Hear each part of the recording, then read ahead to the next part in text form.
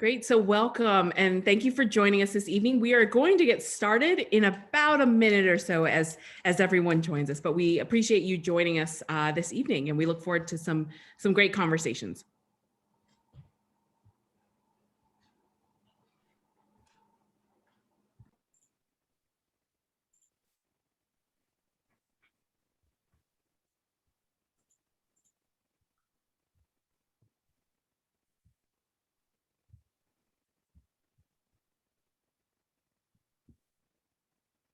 I hope everyone is having a good evening wherever you are.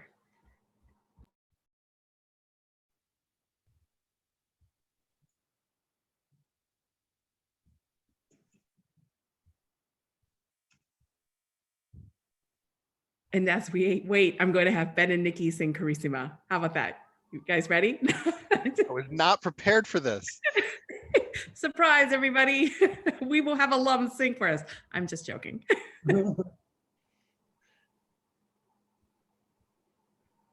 I don't think you'd want to hear me. I can't carry a tune. So I think I'll leave it to the Hamilton College Choir to sing Carissima.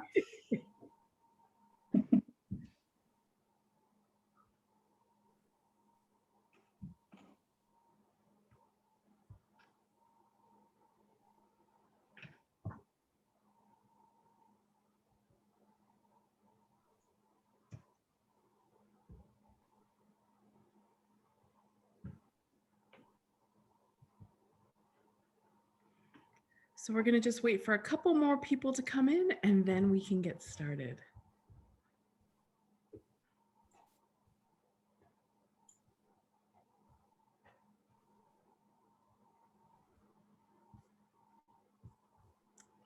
Okay, so let's get started. So again, welcome and thank you for joining our session today about college search in a pandemic. My name is Peaches Valdez. I am the Dean of Admission here at Hamilton, and I'm also going to be your moderator for this evening. And of course, I'm very lucky to share this space with my colleagues who are going to introduce themselves shortly. So while the worst part of the pandemic is largely, hopefully, behind us, significant parts of your high school experience have likely been impacted in many ways. You have lots of questions about how this is going to impact your college search process and applying to college in general. And so we're going to help you this evening. And we hope that tonight's panel is going to shed some light and possibly lessen some of your worries about applying to colleges during these unprecedented times. And so with that, I'm going to start off with some introductions of all of our panelists. As I said, my name is Peaches Valdez. I'm the Dean of Admission here at Hamilton. Ben, why don't we go with you next? Sure. Hello, everyone. Thanks for spending the night with us. My name is Ben Rose. I'm an Associate Dean of Admission at Hamilton, also a graduate, class of 2009. Fun fact about myself, I'm very into ancient history. I actually have a history minor from Hamilton, and I listen to a lot of history podcasts. Great, thank you. Joanne, you want to go next? Perfect. Hi, everyone. My name is Joanne Plouffe. I'm also an Associate Dean of Admission here at Hamilton. My pronouns are she, her. I'm also the Director of Diversity Recruitment. And fun fact about me is in 3 weeks, I will have been in my 15th wedding of my friends. Wow, okay. And how about you, Nikki? Hi, everyone. I'm so excited to get to be with you this evening. I'm Nikki Barron. I'm an Associate Dean of Admission here at Hamilton, and I'm also a Hamilton College alum. I graduated from Hamilton in 2002. And my fun fact is related to when I was a student here at Hamilton, which is that my favorite thing to do with my friends during the winter when we had lots of snow on the ground was to borrow trays out of our dining hall and then go sledding down the hills on those trays. It was a really fun way to enjoy the winter. Great. Perfect. Let's see. So we've prepared a number of answers that have been questions that have been commonly asked of us, and general things that we think you might want to know. But we also want you to feel free to ask your questions in the chat box to the right of your screen. And that is also going to be monitored by a member of our Hamilton admission team, Cam Siegel. And so why don't we get started? So the first kind of subject and topic is getting to know a college or university both in person and virtually. So Ben, I'm going to throw this question to you first. How would you define fit? I think admissions officers, we always talk about, helping students find the best fit institution for them that they're going to thrive in. How do you define fit, and what should students consider when exploring and building that college list as they begin this process? Yeah, I mean, fit's one of those words you hear a lot in the college admission process. I think at its most basic level, fit is about finding a place where you're going to be successful, where you're going to really thrive, be able to grow. I mean, college is a time of growth, a time of learning about yourself and about the world. And you want to find a place that's going to help you do that. And so finding fit is about finding a place that's going to help you do that and really meet you with whatever it is you need from it. There's a lot of different aspects to fit, and it's going to vary depending on the person and what they're looking for. Again, at a pretty basic level, things like the size of the institution, like what are you going to be comfortable with? What are the classes like? Where is it located? Even, just like, is it rural? Is it urban? What's the environment around the school? How far away from home is it? All of those things can go into it. And then the kind of more specific bits of the institution, are there any things that set it apart from the other places you're looking at? Policies that the institution has that you really like? What's the community vibe? Vibe is actually a very difficult thing to pin down, but I think it can be really helpful for trying to determine different places of fit. Like, can you see yourself on the campus as part of the community? Because that can play a big role in whether you're happy and again, successful as a student. Great, thank you. Does anyone else have anything to add to Ben's response? No? Okay, great. So he's covered it. Thank you, Ben. Joanne, this question is for you. And it's a bit of a long one, so I will break it up in pieces. So Ben has actually touched on a number of points about those particular qualities and aspects. But what things do you think should guide a student search in assembling that list? Also, and how has COVID influenced students to be more self-reflective during this process? And what do you think that students should be thinking of when they're determining, other aspects of the college search process? What other factors do you think that they should be taking into consideration as they prepare to assemble that list? Yeah, so when you're assembling your list of colleges, something that I always tell prospective students is really you should create some type of document, whether it's a Google Excel sheet or a regular Excel sheet, to start doing your research and then putting columns for all the things you're looking for. So do you want to go to a small liberal arts college like Hamilton? Are you looking for an open curriculum? Are there specific clubs that you're looking for? Do you play a sport? And is playing that sport really important to you? And how will that impact your college career? So once you start doing your search, go through and find all of these things on the web, and you can literally put X's in the boxes, leave yourself some notes, and go over it with everybody in your family, your college counselor, even your friends, because your friends I think when I was looking for colleges, I tried to be very different from my friends, but I realized that I went to very similar schools than them. So I think it's really important to find out, what is your friend group looking for and what is your family looking for, because they do really influence your decision. In terms of COVID, something that every student should consider is what was the college's response? Would you be okay with the procedures that they had students doing?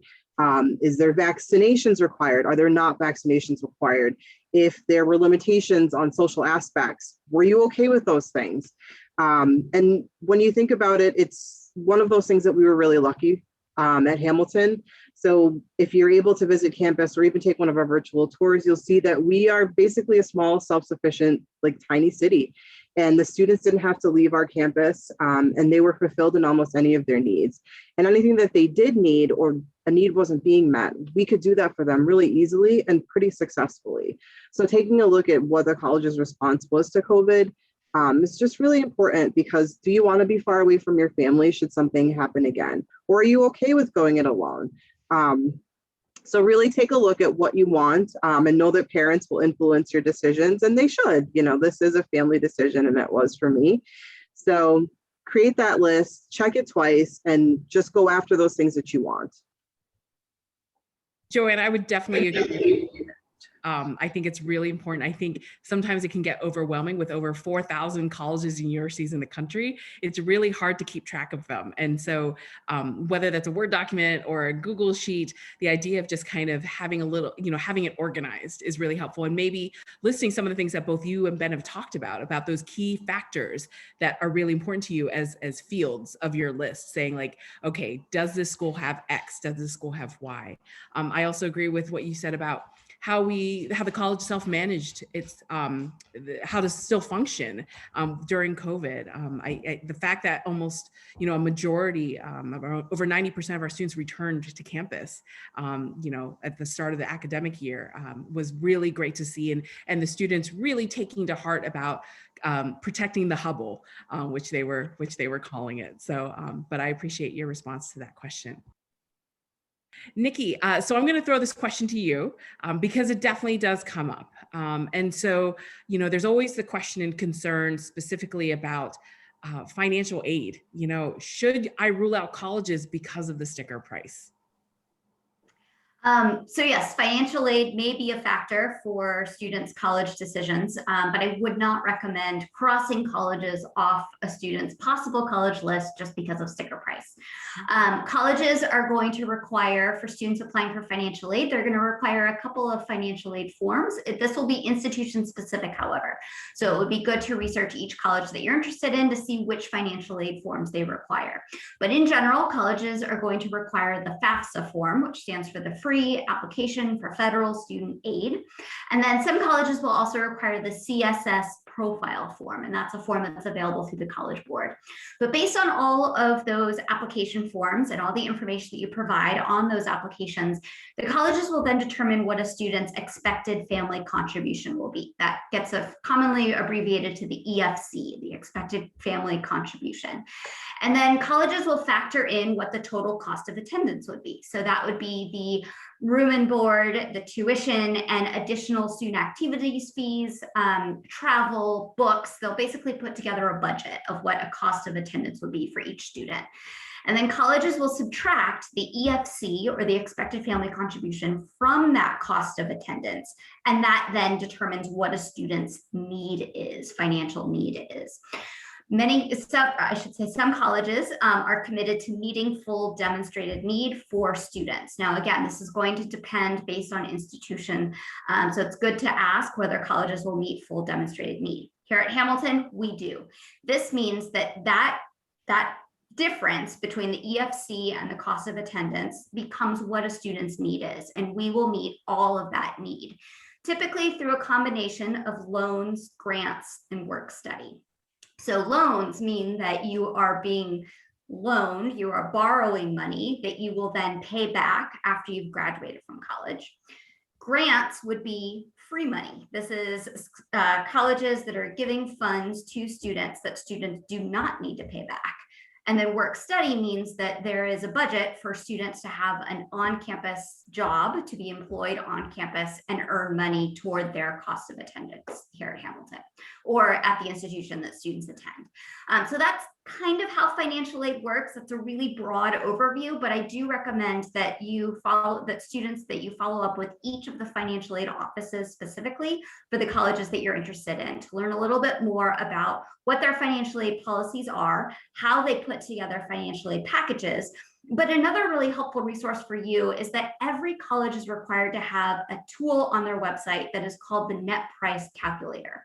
This will walk students through a series of questions, and based on the information that they provide in response to those questions through the Net Price Calculator on a college's financial aid website, it will then generate an estimated financial aid package. So you could then see what a financial aid package at each of the colleges that you're possibly considering might look like. Certainly that is required to be on every college's financial aid website. So I would recommend that you also use that as a helpful resource in your college search.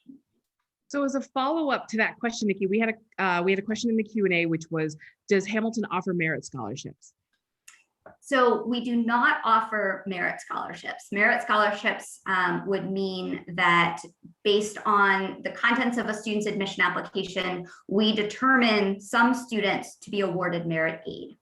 That is not something that Hamilton awards. All of our financial aid is need-based aid, again, based on that need that is determined in using the formulas that I described earlier. The reason that we only offer need-based aid is because we are committed to meeting full demonstrated need for all of our students. And so all the financial resources that we have available for financial aid, we dedicate to that commitment of meeting full need, which is why we only offer need-based aid and don't offer any merit aid or merit scholarships. Great, perfect, thank you.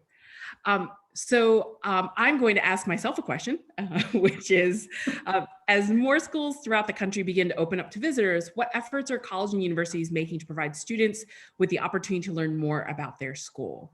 And so one of the things I think, as you'll go through this process, you will hear many schools say, it depends, or you should check the individual websites. And I think especially this particular past year and a half, we would really encourage students to explore our websites, because we lay out in quite a bit of detail about what opportunities are available for prospective students to visit.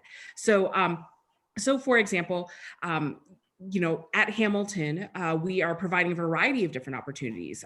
So we have smaller student-led tours. We have a tent outside of our building in order to conduct information sessions. We also give time for students to connect with an admission officer. I know that there was a question in the chat box specifically about, if you were visiting campus this summer, would you be able to meet students? Unfortunately, we're not going to have the huge entire student population on campus because they've gone home for the academic year. But there are cohorts of smaller groups of students who are doing research on campus, working in the admission office, working at various departments. And so if you were to visit Hamilton, you actually would connect with a current student and also an admission officer. So you'll have that engagement. But of course, there are going to be a variety of other opportunities for students to connect with members of our office, our staff, and also our student body. And so we do offer a variety of virtual opportunities to connect. And I think that's one of the things that the pandemic enabled us to do, is create a robust suite of virtual engagement and opportunities to connect with us. So, whether that's a virtual information session, a virtual tour, we currently do not have in-person interviews, so you could do a virtual interview with a member of our staff. But definitely what I would always encourage students to do is explore the individual college and university websites, because that's where they're going to be really providing quite a bit of detail of what is, level of engagement students can have with members of our community. And I'm going to thank myself for answering that question. Just kidding. So another question, I'm going to throw this question to Nikki, and that's going back to how do you engage with members of a community? So is it okay for students to reach out to admission officers, faculty, staff, and students? This is a great question. It's a great way to learn more about a college by reaching out to different constituencies on a college campus. I would say it is always fine to reach out to admission officers. That's what we're here for. We're excited to hear from prospective students. We enjoy hearing from prospective students. And you will be able to find the contact information for admission offices on colleges' websites. So feel free to look up that contact information there. But yes, always feel free to reach out to admission officers. For faculty and staff, I think it's going to vary a little bit. I would say certainly our professors are accessible to prospective students just as they are to current students, but this is also the summer, and our faculty are certainly responsive, but at this time of the year, they're also taking time to recharge. They're also taking time to revise their courses and thinking about how they're going to teach their courses in a post-pandemic world. So they're responsive, but they may not be as responsive as they are during the academic year, just because this is the summer when they aren't teaching courses. But we also are regularly offering virtual events. Thank you to all of you for joining us this evening. We will regularly continue to offer virtual events throughout the summer. And you can certainly learn more about Hamilton. Other colleges may also be similarly offering virtual events, so you're welcome to look at those as well. We also have current students who are working in our office this summer, and you're welcome to send an email to connect with our current students. But on campus, we don't have very many students here in person. Thank you. So Joanne, this question is for you. How reliable are guides, blogs, chat rooms, rankings, college College Confidential, Reddit, etc.? So I would just categorize them under guides. I think that they can be really interesting to read, but at the end of the day, you have to take these things with a grain of salt. So two great resources for you are Nikki and Ben and myself, people who are working at the colleges you're interested in. But just like at any other college, we have student-led tours, and we also have senior fellows. So know that you have access to those students. If you go directly to the Hamilton website and look for the admission fellows as well as the tour guides, they are the first people who will be able to give you awesome information about what's happening on campus. So while Reddit is really cool, and I'm just like everybody else, I will go down those rabbit holes for hours. Don't do it. Just ask us, and we're happy to chat with you about it. Rankings, I think that they're somewhat important, but fit, like we talked about, is really different for each person. So the pair of shoes that I'm wearing are different for Nikki and are different for Ben. So it really is about finding what you're looking for. And the only way to do that is to talk to the people who are working there, who are teaching there, and who are living there year round, like our students. Perfect. Thank you so much. So Ben, I'm going to ask you the question about academic interests, possible majors that play in a student search. And I'm actually going to piggyback on that question, so add another one about, we received a question in the Q&A about, how about if you go undecided? Is that going to be negative in the process? Well, so as far as like how we look at what a student says they're interested in the process, that is going to depend on the institution. There are schools that matters very much in their admission process. They have very different processes for different fields. At Hamilton, that doesn't matter to us. You're just applying to Hamilton. Part of the reason for that is we know that what you say you're interested in when you apply doesn't bear a very close relationship to what you will actually major in once you get here. There's a lot of changing of minds happening, and again, college is an exploration process. We want students to be able to do that. And I think that also kind of informs that other part of the question of how tightly should your college search be bound to your academic interests. I mean, think of like Joanne was just saying about the other things. Think of that as a guide, right? Like if you know you're very strongly interested in a few fields, you probably want to try to look for schools that are going to offer you things in those fields. But just realize people are going to change, right? You might change your mind about what you're interested in. And so you're going to want to be able to have some flexibility there and not to have tied yourself super tightly to one thing if it then turns out that's not your passion. Just quick personal story here. When I was a student in Hamilton, my sophomore year, I took Latin more or less on a whim. There was a girl who lived down the hall from me who wouldn't stop talking about how great the classics department was. And I took Latin, loved it. Took another class, loved it. Took more classic classes, loved it. And by the time I graduated, I already mentioned I was a minor in history. I was a double minor. I had a second minor in classics in a subject I had never taken a class in before my sophomore year of college. So a part of college is leaving yourself open to that kind of possibility. And I think that's part of what's great about a place like Hamilton with an open curriculum. And it's part of the magic of the college experience. Ben, I'm so excited and happy that you mentioned about the open curriculum and that real good sense of exploration. I think when students fill out forms and they have to list that particular academic discipline that they possibly may major in, they get very stressed at it during this process because they think they're signing on the dotted line that they have to pursue that. And that's actually the complete opposite. So, and especially a school that encourages an open curriculum. What I love about our student body is that they'll tell me, I'm majoring in sociology, but I'm going to do a double minor in computer science and creative writing. And, the idea is it's not about being indecisive. It's about the idea of exploring and having a real good sense of, what brings you joy in that intellectual and academic setting. And I think, in the end, when you fill out that initial paperwork as a prospective student, you're 16, 17, 18 years old. You've just begun your academic career in many ways. And so I think the college is not a 13th year of high school or a 14th year of high school. It's just a place for you to, it provides this environment where it's really all about discovering who you are and what you want to become and how that education is going to help you through that process. So thanks so much, Ben. So I'm going to ask myself another question, which is specifically about, how does Hamilton view demonstrated interest in the application review process? And I think, as we all know, we're all smiling. We get this question a lot. There's this assumption, or I'd like to dispel the myth that we are sitting here saying, okay, well, Joanne visited campus, she did an interview, she attended X, Y, and Z. She, she has emailed every day. We don't do that at Hamilton.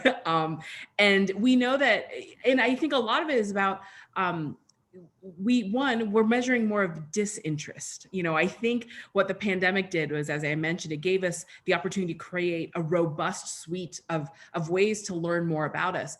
And it wasn't about itemizing anything or creating a list of activities for students to do. It was just about different ways for students to learn.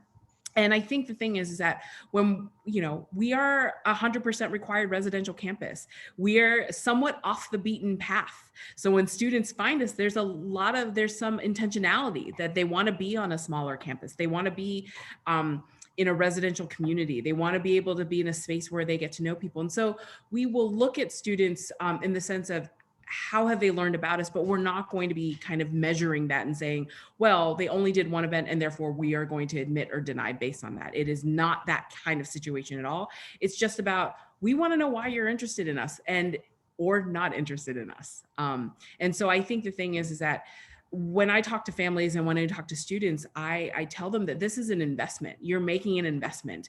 And so just like you would do if you were buying the newest technology, or if your family is buying a car or buying a home, you want to research it to make sure that, going back to the first question, is this a place where I can see myself thriving? Is this going to be a good fit?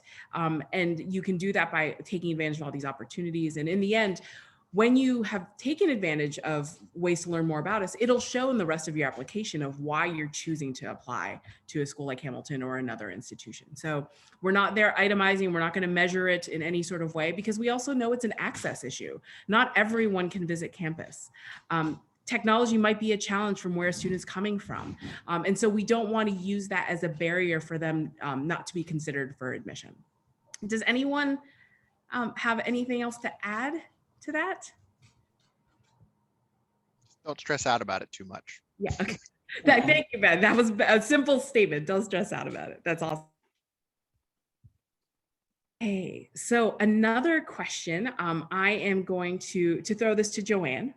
And it goes back to the interview. There have been a couple of questions in the Q&A box about this, but what does Hamilton recommend students having an interview, and what are they like, and are they going to be different as a result of the impact of COVID? And finally, is there a difference between one with, for example, you, Joanne, or one with our seniors? Yeah, so if you had the opportunity to do an interview, we would love to see what you have to say. So, as an admission officer, we get all of these pieces of your application, but it's really nice for us to connect with the student behind the piece of paper. So if you're able to do that, we would love to have you. Know that interviews are open now. So if you are a rising senior and you feel as though you are ready, you should definitely sign up for an interview. We offer quite a few times during the day, Monday through Friday. And I'll give you all just an insider tip. When school is open, know that those interview times will go quickly. So we highly recommend schedule your interview now. You can prep for it over the summer, even if you plan to do it at some point during the fall. And opportunities, so you get to meet with me, Nikki or Ben or Cam, or one of the senior fellows. And know that the senior fellows are trained by us, and they are excellent at garnering your, just talking to you about whatever it is you love. And we'll create something that just will attach to your application so that whoever reads your application will get a little bit more insight about you. One of the coolest interviews I did was about a girl who grew peppers, and her mom made salsa with the peppers and hot sauce every year. And we talked about it for 10 minutes. And it was just really nice to learn about this applicant further. It seems really silly, but it was a great conversation, and I really enjoyed getting to know her. So if you have the opportunity to do it, you should. Obviously now with the pandemic, and last year we conducted all of our interviews online, which was excellent because it gives access to people who didn't have the opportunity. So if you're a student who, may have connectivity issues, know that there are times during the day. See if your college counseling office will let you do it online while you're at school.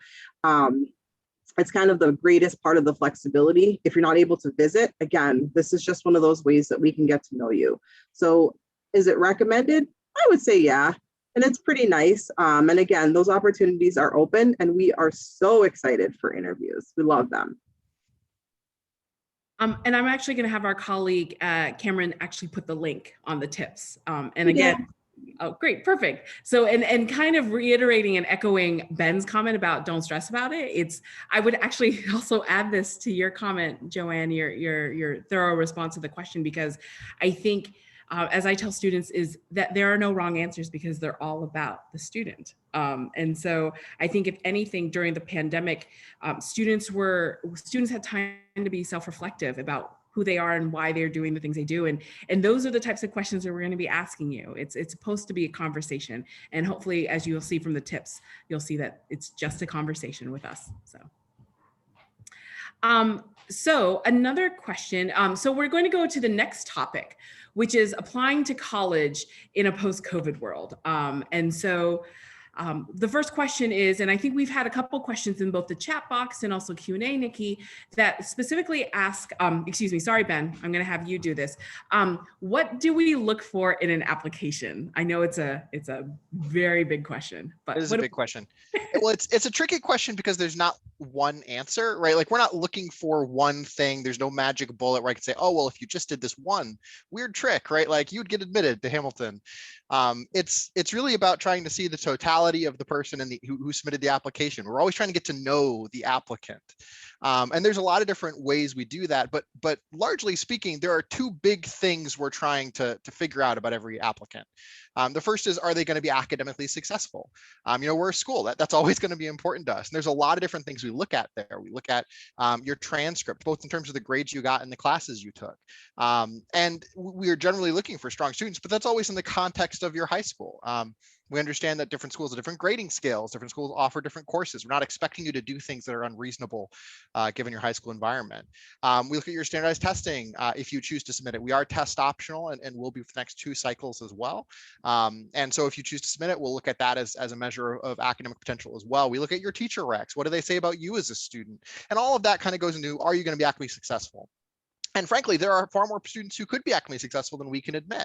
And so that's where that second piece comes into play and becomes really important. And that's, are you a good fit for Hamilton? We talked about fit earlier as like the student side of what places do I apply to? But fit also really matters from our side, as we're trying to figure out who is going to be successful on our campus, who's going to add, who's going to take advantage of what we have to offer and really be happy and thrive. We care a lot about that. And that's where we look at things like, what have you been involved in your high school and your community? And this is not necessarily breadth either. You don't have to do a million different things.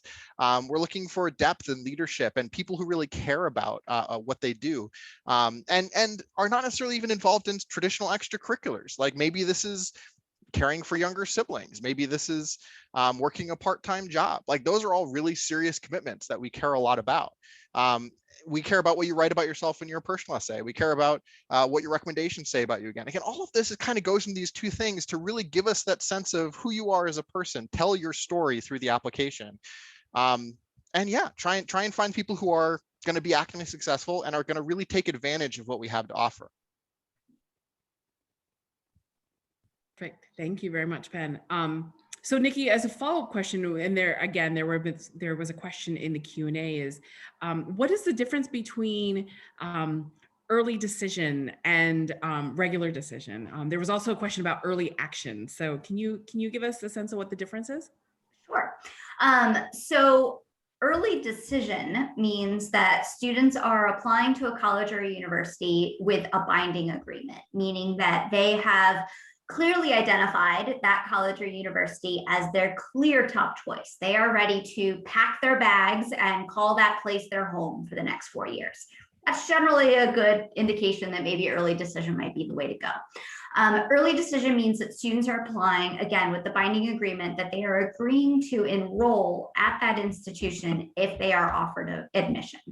And because of that, they also agree to withdraw any other college applications that they might begin through other schools' regular decision programs. So students can only apply one place early decision. Early action refers to the opportunity for students to apply to a college or a university earlier on in their senior year of high school, typically in the fall.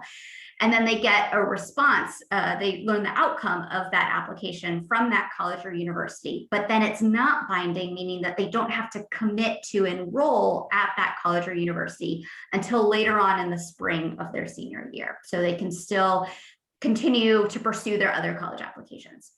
Regular decision means that students are able to apply to multiple colleges and then receive multiple responses and learn about multiple outcomes to their applications, compare their college options, maybe compare financial aid packages, and then choose where to enroll.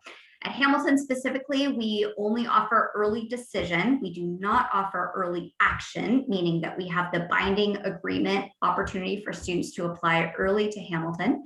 And then we also offer regular decision. Great, thank you, Nikki. So the next question I have, and I will, it's one that we are often getting, especially this past year, is in regards to the number of students who have deferred or taken a gap year as a result of the pandemic. And so there, this is dispelling another myth.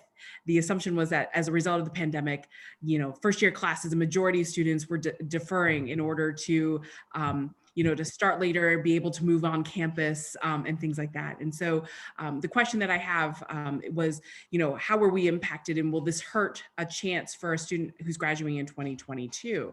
And so just one thing to keep in mind is that we are constantly balancing enrollment, like how many students are on campus and off campus. It's something very mindful that we've been. And so on average, we will have between 5 to 10 gap year requests. And we will approve between 5 to 10. This past year for the class of 2021, for the class of 2020, it's actually been the same. So we didn't have that exorbitant number of students requesting to take gap years. I think students are, and it goes back to the questions that we had earlier today about what the college has done in order to be open and to have the students on campus. So the fact that we have been able to maintain that, it would not impact students graduating in the class of 2022. So again, that's something, so that's something that we would ask you not to worry about. And as you'll learn through this process, control what you can control. And the number of gap years that a school is issuing is something you can't control. So you should not have that play a part in your application process. So the next question that I'm going to throw to you, Nikki, is, and I know you like this part of the application, but it's about the college essays. What are we as admissions officers looking for in that college essay? I think the essay, it's true, is really exciting to read. It is one of the few sources in an application when we are hearing directly from the student. We get to hear the student's voice. We get to learn about the experiences that students have had, the goals that they have, their interests, relationships that they've had that have been really impactful and influential in shaping them as individuals. We get to hear their thought process through their essay. I think sometimes when students are thinking about the essay, they get a little bit stumped with what to write. I think sometimes that blank page is perhaps the most challenging piece of the essay, is where do I even begin? And over the years of reading application essays, I actually think that the more memorable essays are about the more mundane, ordinary topics.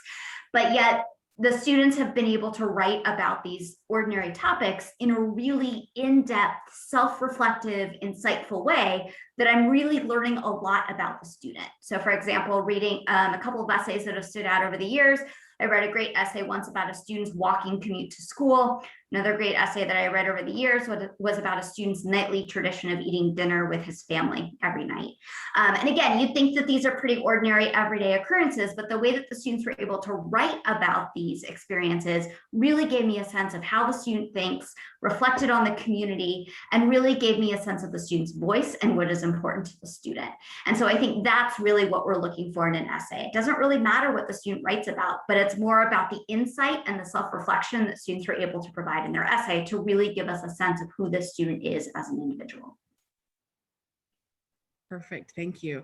And actually, one thing that I've asked Cameron to do is put the tips for college essays. So these are some tips that we have thought over years about what just things for students to be mindful of about the essay. But definitely, it's these are some of our favorite parts of the application to read. We are also going to be offering a workshop, an evening workshop like this, specifically about writing the college essay. So please stay tuned for that. But actually, I'm going to ask Ben and Joanne to respond to this. Do Nikki noted a couple of her favorite topics of essays. Ben and Joanne, can you go into your memory about some of your favorite essays?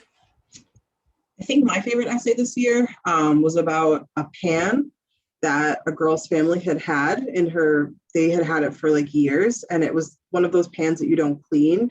And she just wrote about like the history of how that always brings her family together because they cook. And again, like Nikki said, it seemed like it's a pan, like how, exciting is that? But it was just really thoughtful. And I love those stories about people's families. So I'm a sucker for that. And I just really appreciated hearing her insights about, learning from her abuela and, cooking with her family. It just was really sweet. One of my favorite essays of all time was just all about the applicant's hair.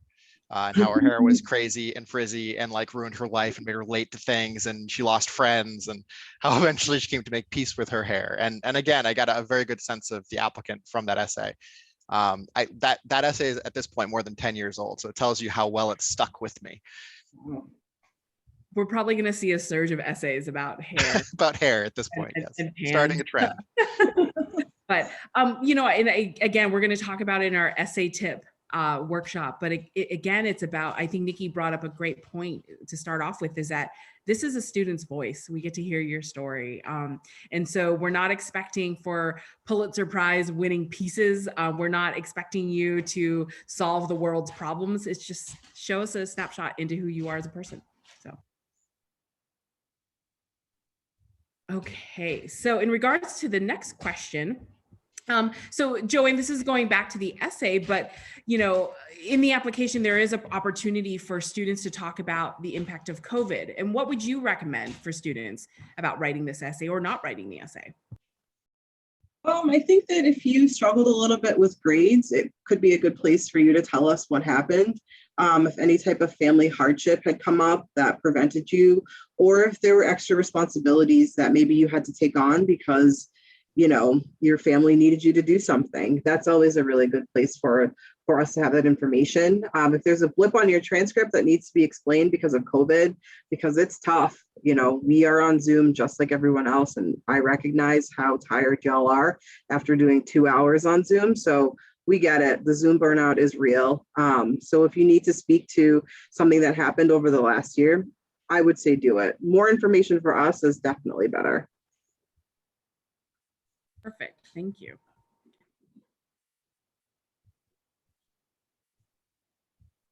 So another question about kind of showing who they are as students. Nikki, can you please answer this question about how do you share extracurricular activities as an applicant? Do they need to submit a resume? And also, I think one of the common questions we've been getting over the past year and a half is, for many students, the last 2 summers have been impacted. And so students haven't been able to participate in the activities that they would normally do during the summer. And what piece of advice would you give to them about that? Sure.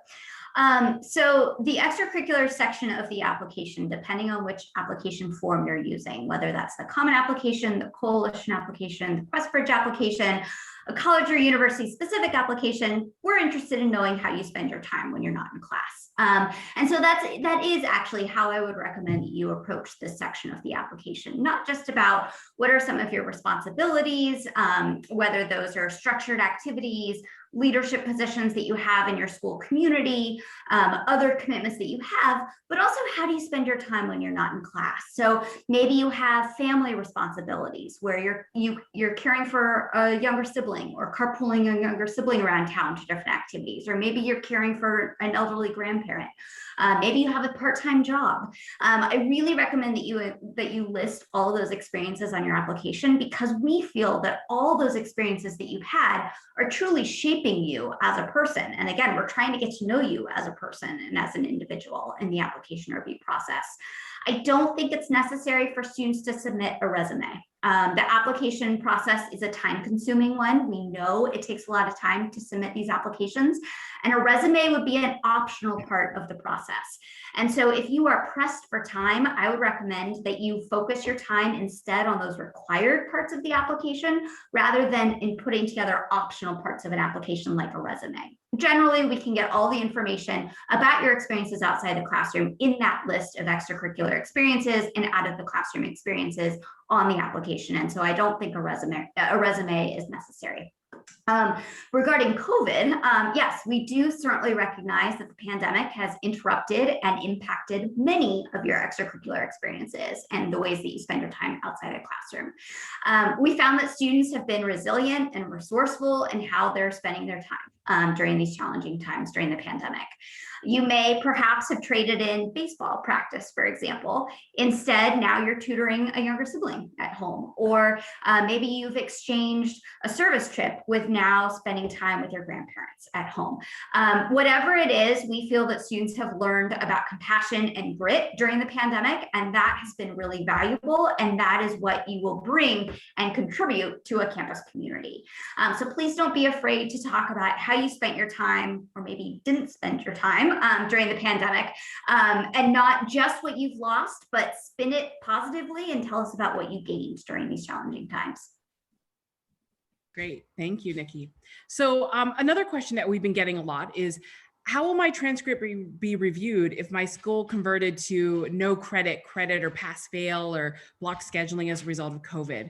And in general, the grades may be impacted. They may not be as consistent, or recommendations may be coming from teachers that they don't know as well as a result of remote learning. And we've been getting that question a lot. And so I think one of the things that we have expressed to families, and I know that Ben answered it at one of the beginning questions, is that context really matters during this. We will get information from the school about how COVID has impacted the teaching environment and how students have adjusted about that. Teachers will also have the opportunity to respond to that as well. We are going to be looking at the types of courses that students have taken. We are going to look at how they've performed. Remember that there has been a short period of time where your grades may not be what they traditionally are, but we have multiple semesters of grades from your freshman and sophomore year, your senior year. So we're going to be looking at that, and we're going to be looking at it with a better understanding and a level of empathy because of the fact that things have been impacted. You may not have been, as I think Joanne mentioned, Zoom, people were overwhelmed by Zoom, and that may have impacted your learning in space. But you're going to have your transcript, you're going to have your teacher recommendations, you're going to have a counselor recommendation, all providing context to build that story of not just how you performed, but how did you perform in the context of challenges and adversity? We want to see students who've done well academically as they've challenged themselves, but we also want to see how they managed it in light of COVID. So we're going to be looking at all of that as part of this process. So again, I wouldn't, we're going to receive updates throughout the semester while you're reading your application. And if we have any additional questions or need more information, we will definitely get that from the school. Anyone want to add to that? So Ben, we have a question regarding specifically the test optional policy. Can you go talk a little bit about that, about how that is as part of the application? How is that factored? Sure. So, I mean, at the most basic level, it just means that we are not requiring you to submit any standardized testing to complete your application to Hamilton. We can consider your application without any testing whatsoever.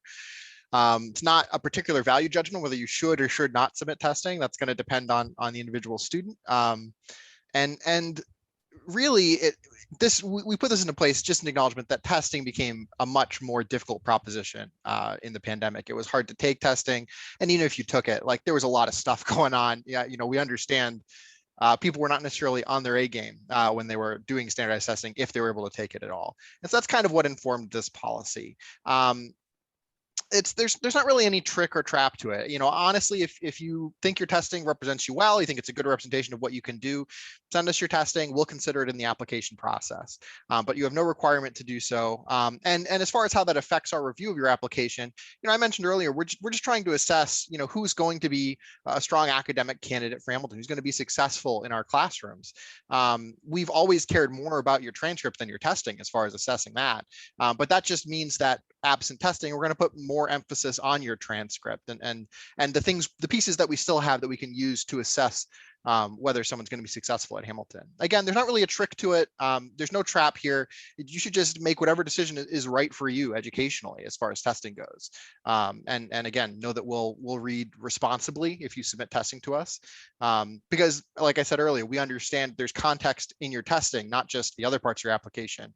And that might have impacted your ability to practice, do well on the day of, and even, again, find it to begin with. Ben. So another question that we have as we start, we're putting together and building you this sense of what are we looking in the application. Another question that we commonly get is, what does holistic mean? And that tends to be one of the most overused words in college admission. And as you can see, my colleagues are smiling about that specifically. But what does that mean? And so what I like to tell students is that holistic means that we will make an admission decision based on the sum of all the parts. That we will build this story, this narrative as to who you are as a student, both in and outside the classroom, and not just how you've performed in this window of 4 years of high school, but what is your potential as a college student? And so based on how, the way you think, how you represent yourself, what are you looking for and aspiring to be and achieve while in the college setting? So we are going to build the story. So it's really important for students to take that seriously about what do they want to share with the school. And so we will make a decision based on all those pieces. The one thing I do want to express is that holistic means that we're going to be looking at all these pieces, various components, but it doesn't mean that they're all weighed the same. And I really want to stress that is that one, that the most important piece of the application is going to be the academic performance. So the transcript, the rigor of your classes. For students who are applying to Hamilton, that is the first thing that we know, that our students are going to be academically successful, that they have the potential to thrive.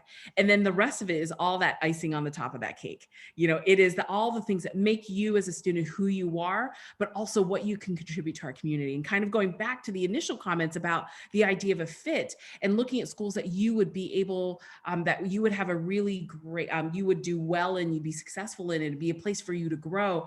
We're thinking about Hamilton in that sense, and how would you be in that space? I don't know, Nikki or Ben, if you feel this way, but I know that when I was working in admissions at my alma mater, I would always think like, would I want to be in a class with this student? Would I want to brush my teeth next to them in the bathroom? Like, do I want to share a dorm room with them? Would I like to have a meal? And I think that's one of the things is we are fortunate to be in a space where we get to meet a lot of students and current students. And so I'm certain that even now, even though I did not go to Hamilton, I think about that prospective applicant. And I think about the students that I know on campus and like, oh, I could totally see this student here, or this student would be great here. But in the end, we're making a decision based on all those pieces. And we're trying to build this story of who this student is academically, but what is their potential to be successful based on the resources we have available for them. So I don't know, Ben and Nikki, do you do that? Do you think about that when you're reading the application, or am I just crazy? Of course, it's about trying to figure out that fit, right? Like, is this someone who's going to thrive on campus? Can you see them in the community? Can you see them in your classics class with you? Yeah, exactly. Or, being the girl down the hall who convinced me to take Latin, right? Like, it's about seeing them on campus. Uh-huh. I also think about it in terms of the sense of community here. Is this somebody that I'm going to be excited to see on campus, crossing paths, going in opposite direction on the path for 4 years when they're here as a student? I also think about it long-term and think about it about how after they graduate, they will then be part of the alumni community, the same community that I'm a part of outside of being a member of the staff. And is this somebody who is going to be an exciting member of the alumni community? Is this someone that I'd love to cross paths with 10 years down the road at an alumni event? Thank you. So the next question it's actually for all three of you to answer is there any, is there anything specific that makes a student stand out in the application process? And what do you enjoy about reading an application? I love the essays. I'll just throw that out there. I feel like that's often going to be the favorite thing. But it's just a great chance to hear from the student directly and like learn a little bit about them and hear their voice. I agree with the essay. I love an essay, and we read them all, contrary to popular belief. We do.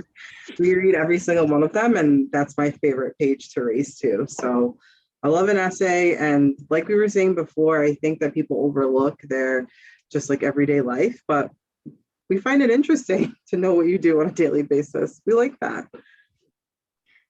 I enjoy reading every part of the application. Yes, I enjoy reading the essay, but I also really enjoy getting to know the students from the perspective of the teachers that have worked really closely with them and their counselor. In the Laura's recommendation, I enjoy learning about what students have been able to achieve academically by looking at their transcript.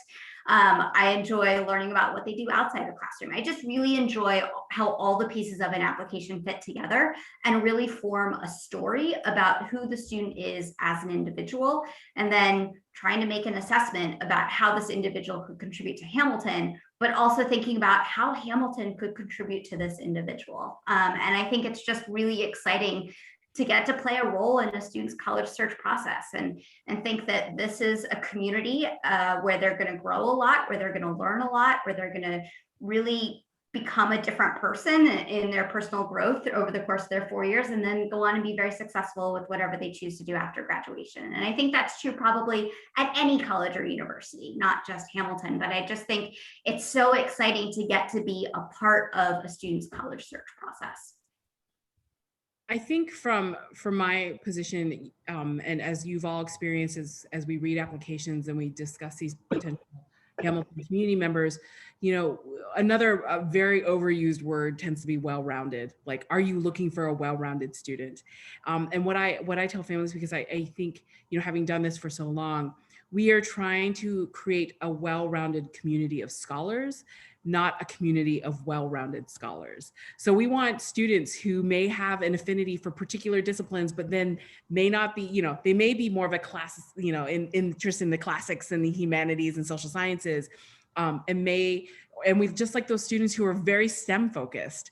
We like students who are athletes. We like students who are artists. But the idea is that we want to build this community which is a microcosm of the larger world around us. So those various aspects of diversity are really important, that we take into consideration about, you know, what story are they bringing? What are they bringing from their lives that's going to add to that overarching Hamilton community that makes it so distinct.